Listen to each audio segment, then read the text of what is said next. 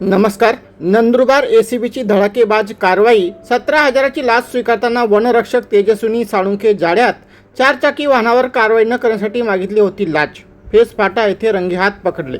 नंदुरबार जिल्ह्यात लाचलुचपत प्रतिबंधक विभागाने एसीबीने सोमवारी धडाकेबाज कारवाई करत शहादा वन परिक्षेत्रातील कोंढावड बीटच्या वनरक्षक तेजस्विनी काळू साळुंखे पाटील यांना 17,000 रुपयाची लाच स्वीकारताना रंगेहात पकडले.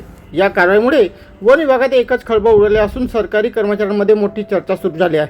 मिळालेल्या माहितीनुसार तक्रारदार हे पेज ग्रामपंचायतीच्या परवानगीने ग्रामपंचायत हद्दीतील शेताच्या बांधावरील माळ रानातील काटेरी बाबूळ झाडे तोडून ती 4 चाकी वाहनाद्वारे गुजरात राज्यात विक्रीसाठी वाहतूक करत होते. यापूर्वी त्यांनी अशा प्रकारची वाहतूक अनेक वेळा केल्याचे समोर आले आहे. दरम्यान संबंधित वाहनावर वन विभागाकडून कोणतीही कायदेशीर कारवाई न करण्यासाठी वनरक्षक तेजस्विनी साळुंखे यांनी तक्रारदाराकडे सुरुवातीला 17,500 रुपयाची लाच मागितली. तक्रारदार 4 जून रोजी नंदुरबार एसीबीकडे तक्रार करण्यात आली होती. तक्रारीची पडताळणी करताना फेस फाटा शहादा श्रीपूर मार्ग येथे आरोपी वनरक्षक यांनी लाचेची मागणी केल्याचे निष्पन्न झाले. पडताळणी दरम्यान 17,500 रुपयावरून तडजोड होऊन 17,000 रुपये स्वीकारण्याचे आरोपीने मान्य केल्याचे स्पष्ट झाले. यानंतर एसीबीने 9 जून रोजी सापळा रचला. फेस फाटा येथे पंचाच्या उपस्थितीत तक्रारदाराकडून 17,000 रुपयाची लाच स्वीकारताना वनरक्षक तेजस्विनी साळुंखे यांना रंगेहात पकडण्यात आले.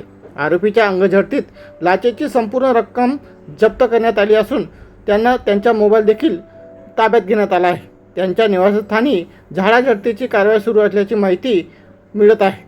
या प्रकरणी सारंगखेडा पोलीस ठाण्यात भ्रष्टाचार प्रतिबंधक अधिनियम 1988च्या कलम 7 अन्वये गुन्हा दाखल करण्याची प्रक्रिया सुरू असून आरोपीला ताब्यात घेण्यात आले आहे. ही कारवाई पोलीस उपअधीक्षक प्रशांत भरते यांच्या मार्गदर्शनाखाली पोलीस निरीक्षक विकास लोंढे व त्यांच्या पथकाने यशस्वीरित्या पार पाडली. नंदुरबार एसीबीच्या या कारवाईमुळे सरकारी यंत्रणेत लाचखोरी करणाऱ्या अधिकाऱ्यांमध्ये भीतीचे वातावरण निर्माण झाले असून भ्रष्टाचाराविरोधातील ही कारवाई सर्वसामान्य नागरिकांसाठी दिलासादायक मानली जात आहे.